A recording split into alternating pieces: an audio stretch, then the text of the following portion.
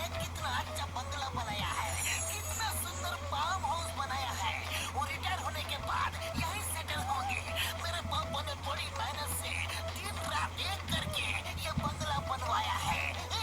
अरे ये तो बहुत ही सुंदर फार्म हाउस है और ये बंगला बहुत ही मजबूत है।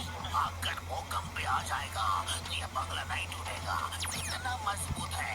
चलो पहले नारियल तोड़ के गृह प्रवेश करते हैं। ओके, लाओ लाओ, नारियल मैं तोड़ूंगा। Oh sorry sorry everybody, sorry. मैं अभी नारियल लेकर आता हूँ, अभी आया।